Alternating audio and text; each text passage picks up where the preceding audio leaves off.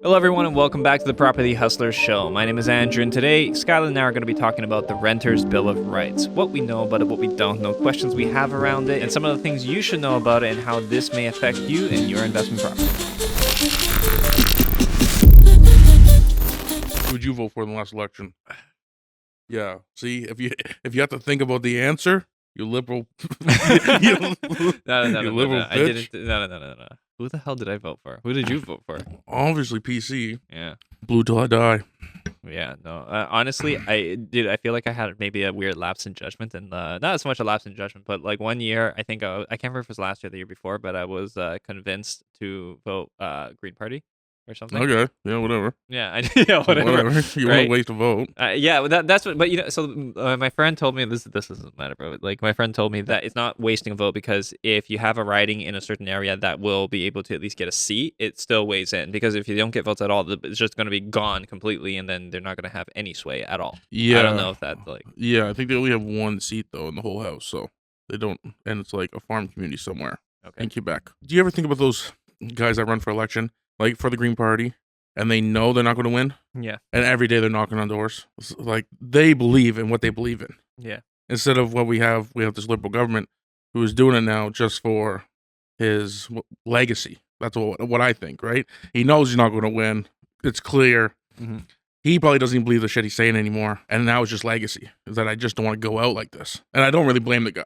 Because when he first got elected, did you vote for him when he first came in? I think when he first came in, I did. And that's because he was legalizing pot. I mean, that's not why I did it. That was a huge reason why, I voted for him. It's like, this guy has a smart business sense, right? Sure, he's liberal. Sure, we don't agree with the liberal policies, but it makes sense to legalize pot. Listen, that was a long time ago. I was in a different stage of my life. I remember thinking, okay, it might not be a bad idea to shake things up a little bit. Mm-hmm. It shook things up a lot, I feel. Yeah. It's weird for people to wish back for Harper days. Yeah, so what I say when you say that is like when you have COVID happens, who do you want in charge of the government? Harper. You want the PCs, right? You want conservatives. Because we're not printing money. Yeah. We're not printing money. That's the They last say thing we're they'll not do. at liberty to do this. Yeah. Boom, psh. Yeah. Now we're past COVID, and Trudeau's going to lose the election based on interest rates being probably the number one talking topic right now, and inflation. Yep. Actually, interest rates and inflation are the highest trending search terms in Canada right now as far as real estate goes. It's the same question. When will interest rates go down? When will interest rates go down? When will interest rates go down? Yeah. What is the inflation rate? Is inflation going down? Yeah. These are the common questions. The thing that's interesting is that people are just looking for the headline numbers, and this is the thing that's very interesting about news and sensational numbers, right?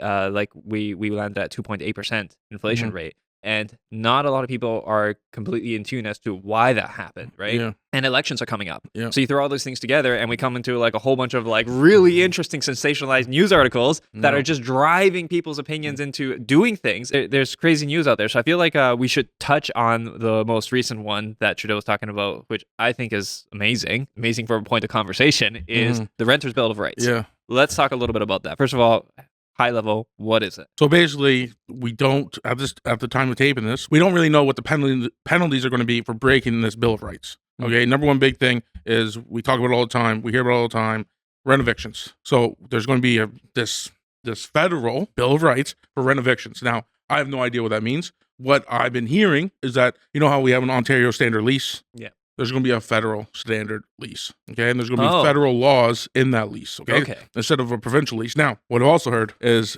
Quebec is going to be the first people to say, get that out of here. Yeah, or we're not using Trudeau's lease. Newfoundland was talking about that too. It's just we're not using Trudeau's lease. There's no way. Which I do find that interesting because, Trudeau's talking about this, and I feel like he's talking about this in the same way he was talking about, you remember last year, I think it was, he did the home buyers Bill of Rights. Yeah. Right? Nothing came of that. Like nothing. No, it's all talk. We don't know what's going on. We don't know what's going to happen, but we're talking about it. We're sitting here today. What is crazy is that when Trudeau first got elected, he had a crazy, I don't know the numbers, of young voters. The biggest turnout ever of young voters voted for Trudeau when he was legalizing pot. That's how he got in office.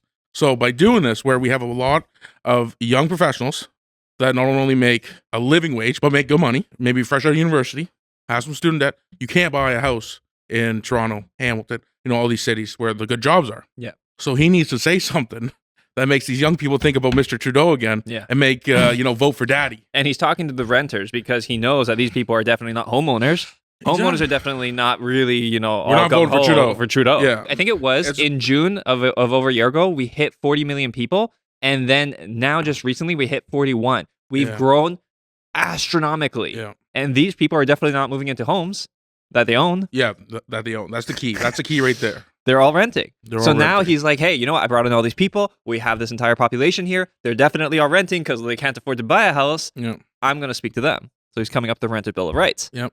So he gets the young professionals and new immigrants voting Trudeau. Yeah. Right. Now makes sense. Now here's the thing. It's what he's spinning, and we should talk about that, like what he's spinning, and then let's talk about what is. So he did mention something about being able to pay your rent and have that built towards your credit history. Yeah. First of all, is that feasible? Feasible in what terms? Because just to let you know, okay, I have decent credit. Yeah. All right. If I walk into my bank and say, hey, buddy, hey, Mr. Banker, I got decent credit. Give me a house. Yeah. That doesn't work like that. There's other things I need. Yeah, I don't think it's actually going to help people qualify. I mean, like on so many levels, it's like he really doesn't understand what the qualifying criteria that the bank look at is. Why would he? He didn't even have to buy his own house. This guy, you know, he doesn't even pay rent. Yeah. Okay. So, but maybe his daughters, right, or his new ex-wife, right, his freshly divorced ex-wife has to go rent a house or go buy a house, and he has to pay support. And he's like, man, this shit's expensive. I know. When he was speaking when he was making his announcement, I remember he said something. He's like, for Canadians who are paying $2,000 in mortgage a month. I'm like, bro. And he's like, versus paying $2,000 in rent. I'm like, first of all, rent, yes. Mortgages? Find me a mortgage for $2,000 a month, please. People who are buying homes today do not have $2,000 mortgages. Come on, Trudeau. No. Come on, dude. Come on. Yeah. That's crazy. You can go to Costco right now. You can go to Costco and you do like a decent haul, not even a good haul. It's $2,000. Like you can spend $2,000 at Costco, one shopping cart. It used to be 4 carts. He is incredibly disconnected when he talks about the stuff, and things like that show it. But yeah, he's talking about tying it to your credit. First of all, I don't think that there is that the infrastructure even exists to do this, right? Like that's why there's so much private enterprise, like the Landlord Credit Bureau, and there's other there's other registries. By the way, liberals love registries, so they love being able to put information into some kind of registry that people can look at. So there's no information that's like off the books. Yeah. It's all on the books. It's all somewhere in some registry. Yeah. So they love doing that. Yeah. So they want to make it so that your credit is being essentially built, assuming you're paying your rent, and then they also want to register previous rental values of a property or a unit. Yeah. So if you have a unit that you were renting out for $900 10 years ago, 15 years ago, and then somebody else wants to rent it now and it's going for $2,000, they can say, hey, you were previously renting this for $900. Yeah. And he said that this will give them more negotiating power. Will it give them more negotiating power? Who the tenants, the prospective tenants? No, how would it give them more negotiating power? I don't know. If I have good credit, I deserve a lower rate. It doesn't. Okay, yeah, it does not work. I have good credit. Okay, I used to have bad credit, and now I have good credit. Okay, decent income. I check all the boxes. If I walk in the bank right now, they're not going to lower my interest rate because I check all the boxes. You know why they're not going to lower my interest rate? Why? Because Trudeau said not to. He said wait for inflation to go down, and then we'll dip it. Right? That's how it works. Okay. Is that what he said? Well, that's kind of how it works, right? Inflation goes down, Bank of Canada lowers interest rates. Officially, Bank of Canada doesn't have. Government doesn't have a say in interest rates officially. Okay, so we're going to clip this, and then when Pierre Poilievre's in power, we're going to see the interest rates go down. And people have been saying this. Yeah, but is that going to be a natural byproduct of what's happening? You know what? We're going to digress too quickly. Let's finish talking about the Rental Bill of Rights. Okay, we will clip that. Credit, we said, and registry. What else is he going to affect? Rent evictions. He wants to clamp down on that, which is interesting because it is talked about, but the thing is that rent evictions, the only time it happens in a way that actually affects people are by the corporations that do it completely by the book. When we talk about all these interest rates driving up, people going bankrupt, we don't see that as much. That my clients aren't going bankrupt. It's not happening. But what's happening is these companies that over COVID bought hundreds and hundreds of units. You can just Google the Hamilton Spectator, and they'll give you a list of all these big companies that bought up big buildings, big warehouses with big plants, going bankrupt. That's who this is going to affect when it comes to the big picture, because these companies will just figure a different way to rent evict you. Right? And the problem with rent evictions is not on the landlord. Okay, rent evictions only exist because there's no other way to kick out a tenant. They're over controlling the whole situation, and they're not allowing people adjustment points. You think that even if there was some crazy legislation that said to kick out a tenant, that's not on a lease, month to month, you have to give them 365 days notice. Crazy, right? Do you agree that's crazy? It would solve our rent evictions. Yeah, no, actually 365 days is fine. A year's notice. The tribunal hearings take a year already. All the people in Ohio that are watching this, okay, in Cleveland, okay, we just agreed that we will happily give our tenants 365-day notice to leave. And we'd be good with that. Isn't that crazy? Yeah, no, we've lowered our standards. As real estate investors and homeowners, we've lowered our standards for this. And this is where I know I've mentioned this several times, is that government seems to be treating, trying to control a problem rather than address the symptom of a greater problem, or rather than recognizing that it's a symptom of a greater problem and addressing the greater problem, which is that it's the restrictiveness of everything that is causing issue here, and obviously the lack of building more housing. Like, I don't understand how rent control is going to solve that by doing something like this and restricting people who are creating housing. It's going to help to solve the housing crisis. Yeah, and there is big problems, and I'm not jumping down the throats of these politicians saying that they're creating this housing problem. I think there's multiple factors. You know, even if we were to hire 50 adjudicators, and there was some numbers were thrown around. If we hire 50 adjudicators, the government spends $15 million out of the next budget, like a crazy number like that. That it would in a year the backlog would be gone. We'd be back to the standard, 3 to 4 month eviction process. Even if we did that, it would create more of a toll on our housing crisis, because now we would have all these evictions just took place. Now, where are these people going to go? Yeah. So, like, as much as that's a problem, that it takes us forever to kick out somebody that's not paying rent, by fixing the problem also creates another problem. Full of bandit solutions, right? It's never actually going to address something head on. They're kind of just like patch something here, patch something political there. Solutions. Exactly. These are political and solutions. Also garnering votes, because that's what I think Trudeau's trying to do here. So what it boils down to is this. Trudeau is making these bold statements. And the funny thing about it is that landlord-tenant matters are strictly provincially regulated. The government does not have jurisdiction in these matters. They can't tell provinces to do this. That's why Quebec, Nova Scotia, like Newfoundland, these places that are already kind of like on poise to say, no, you know what, forget it. We don't want to be part of this nonsense. They'll be able to do it. And it's because federal government doesn't have jurisdiction in these matters. So he's saying that we're going to put all those through, but people who are listening to it, who are getting behind that, aren't going to receive any of the benefits, at least not in any kind of immediacy.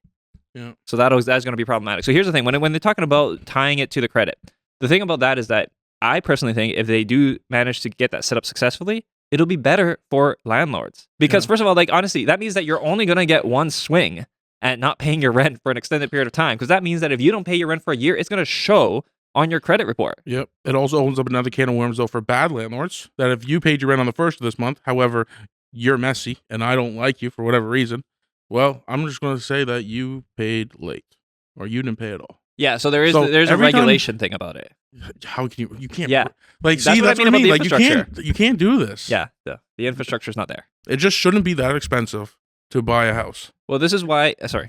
And maybe you shouldn't need an 800 credit score and practically perfect to buy a house. Even for rentals, there's a lot of property managers that, post on their ads must need, 700 credit score to rent this apartment. Yeah. That's high. Yeah. That's high. A couple missed payments, a lot of inquiries, you're at 600. Yeah. And it takes you forever to get to 700. Yeah. You know what? I remember there was an article for people who are living in Toronto that, or rather it was an article based on a survey that says something to the effect of you have to make approximately $400,000 in order to have a comfortable life living in Toronto with a family and kids. A family has to make $400,000. That's crazy. That's stupid. But also, if you consider the cost of home prices in order to qualify for a mortgage, remember every $25,000 you make qualifies you for $100,000 of loan. Yeah. Right. So that means you have to have that much free credit in order to buy a house that's worth, I don't know, $1.6 million. Yeah. You have to have the savings of a 25% down payment, and then you have to be able to service that debt. You service that debt. You consider car payments, gas payments. You consider things that families need in order to live comfortably. You need $400,000. Yeah. Right. Doctors make upwards of $250,000. Yeah. Right. The average income in Toronto for an individual in Toronto, it's a little higher. It's about $90,000 to $110,000, somewhere in that spectrum. But in Ontario, it's like $56,000 for families. Yeah. It's crazy the way that cost of living is going up, and the government isn't addressing it. They're addressing these non-issues in ways that they can't even affect change. But it sounds like they will. It sounds good. Renter Bill of Rights. Yeah. Right? That's kind of like the home buyer's Bill of Rights. Nothing came from it. Yeah. And if you think that this is going to to help you buy a house. Just think about if your parents own a house or your uncle or your aunt. When my parents bought their house, there was no way that any of this stuff that they're putting in legislation would help my parents buy a house. You know what helped my parents buy a house? My dad saved up $4,000 and got a new job, right? That paid him $15 an hour. Okay. And this was, I'm 30, this was 28 years ago. That's how you buy a house, right? Yeah. You save up a couple months worth of paychecks, you buy a house. Like, it's really not that hard. You think about what happens when you default on your home. The bank just comes and takes the home and they list it for sale, and then they're probably not going to lose their money. So what's the big risk of giving young families a down payment? Well, and we can talk about, again, we can go into solutions, and there's probably a lot smarter people that have better solutions than me. But you think about CPP and how the feds hold our federal pension. Like, can we dip in our pension a little bit early to, if we can use that to buy a house? Nah, the government won't let you touch that money. But there's so many other creative ways that we could solve these problems. Yeah, no, government's not going to let you touch it. But here's the thing: is that I realized about government. This is what makes me mad about the Canadian government, is that it doesn't make me feel it doesn't make me feel like they are here to actually positively help. And if you look at all the reckless ways that they spend money, and even the way that we saved, like, at least the Canadian government has artificially boosted the dollar value and has prevented us from going into recession, is by artificially creating essentially a ton of government jobs, right? All the jobs that were recently created have essentially been government and are starting to dwarf the private sector. Yeah. Public sector is now dwarfing private in terms of growth, where private is getting smaller and smaller and smaller. We're all going to end up working for the government. And funny fact, we're tangenting a little bit, but the thing about this is they did this assessment, I think it was where they determined that the level of happiness assessment or something. Did we talk about this? I feel like we did. If you worked for the government, you were statistically more likely to be happier in your life. That was the study. They were basically rating the study happiness. Was completed by the government. No. It was a government study. It was a survey, I think, for people who were living in Ontario, and they were just assessing their happiness levels, and they found that people who worked for government jobs were overall happier. Benefits were taken care of. Like, you can take time off, mental health days. They probably vacations. Only studied the people that did the ArriveCan app, and those guys are just like, this is the best job I've ever got in my life. For whatever it's worth, there are a ton of nursing jobs from COVID times that are completely redundant now, where they still have high-paying nurses working. Doing what? Nothing.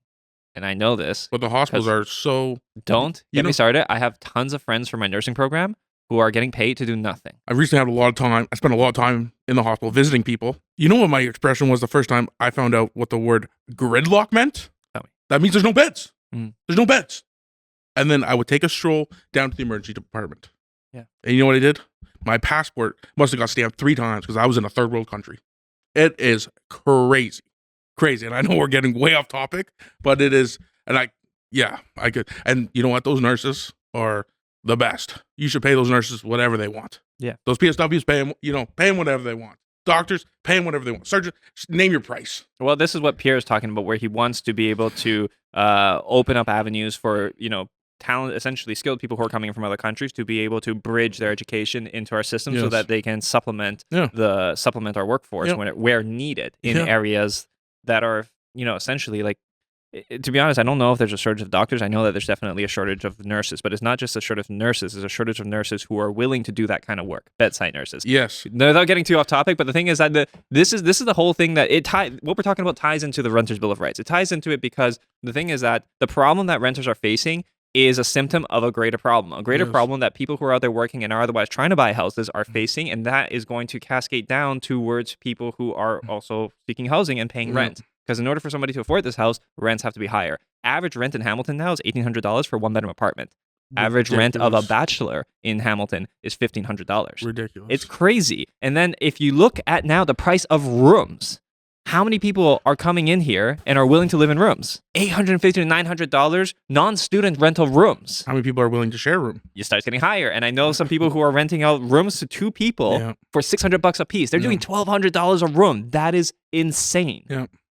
That's how people are doing cash flow properties today. And the thing is that while that sounds That's the only way. It's the only way to do something like that. But then you might think, okay, this is starting to be, a little slummy. It might not be the best way to be a landlord. However, they are actually addressing a very real problem.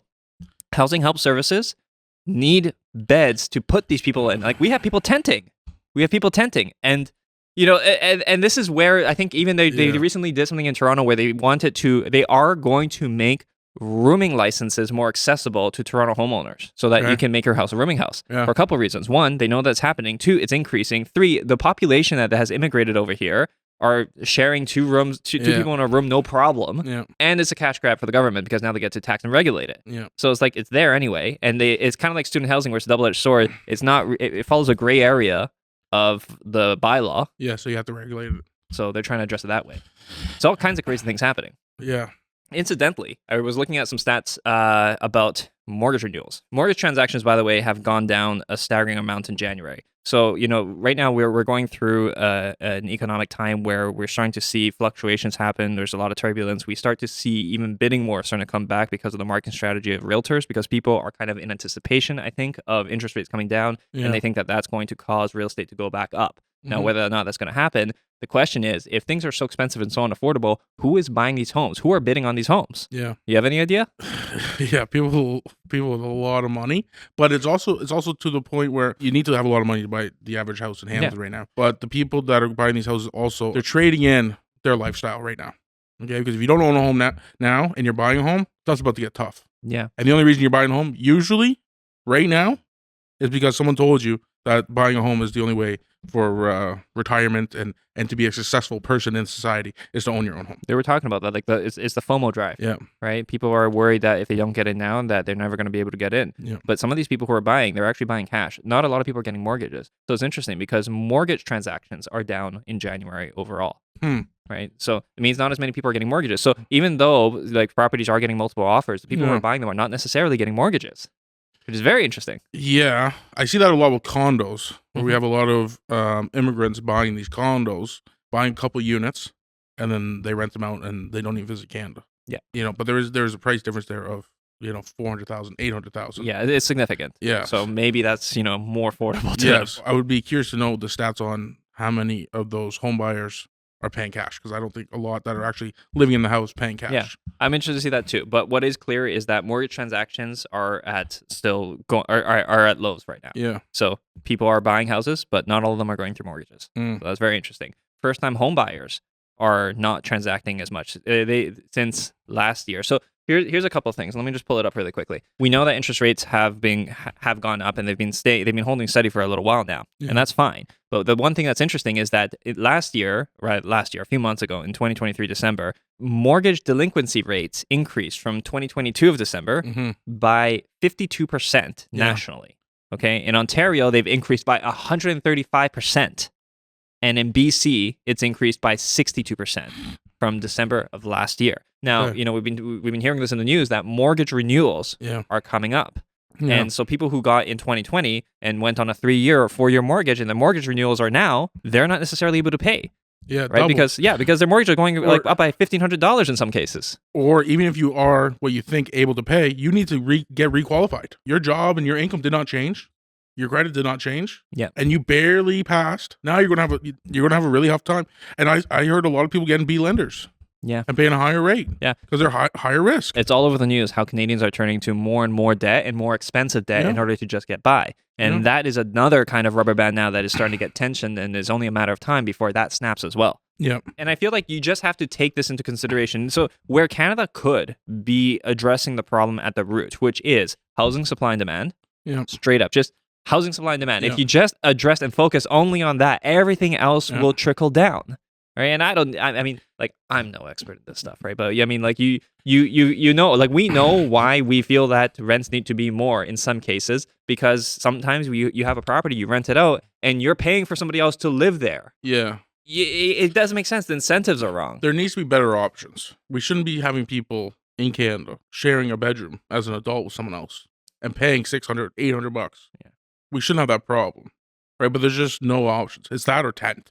Yeah. Okay. There's the wait times for affordable housing are crazy. We're not even talking about modular homes and building that on federal land and city land. Yeah. Right. These are talks that should happen. And if the talks are starting now, how long is it going to take? No, it'll take a long time. Forever. And this is where, like, the government needs to act a little bit faster. Part of some of the largest related fees to do with development are government related. Yeah. Right. I think they did an assessment, and they determined that the cost to build a house included 60% of that cost being attributed to government related fees. Yeah. Talking about permits, inspections and like taxes and whatever additional fees. 60% of it. There's a condo in Hamilton. You could probably pull this up. There's this fee called the parkland dedication fee.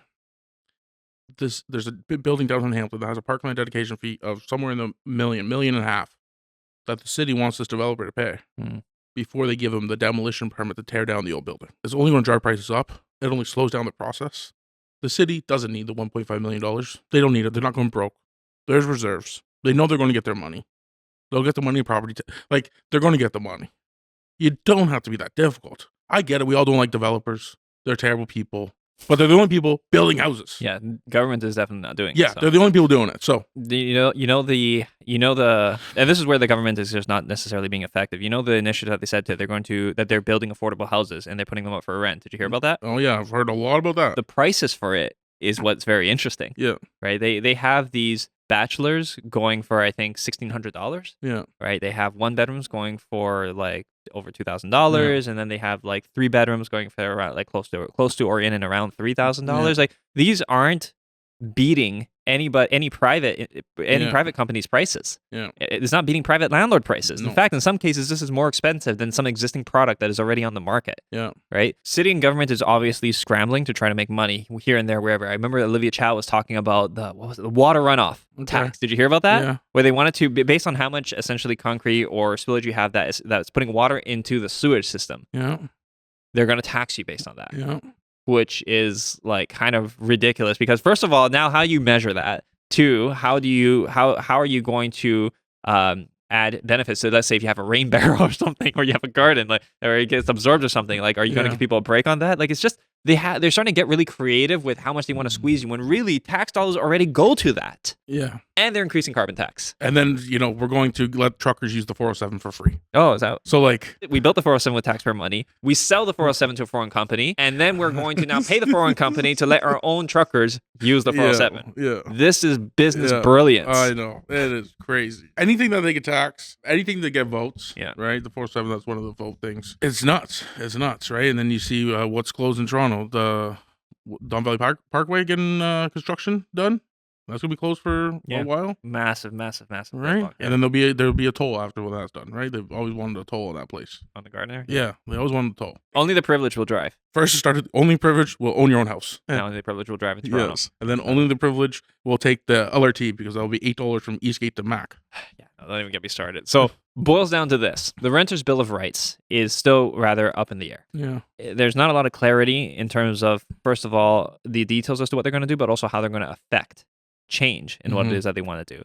And we also aren't sure as to whether or not this is in fact going to even be helpful to the tenant population. Yeah. From what it is that I've been hearing about it, I don't see how it will be helpful. In fact, I think it's more helpful to landlords if he actually does find a way to implement this. Yeah. But I think what's probably going to happen is going to implement a system that's going to have its own bureaucratic system to it. It's going to be very expensive. They're going to hire a whole bunch of more people to regulate and run this. And it's going to essentially shift the cost to homeowners again because they're going to increase like property taxes or something. Yeah, I don't think any of this stuff will actually come into effect. I think this is just mumbo jumbo that Trudeau had one night in his dream.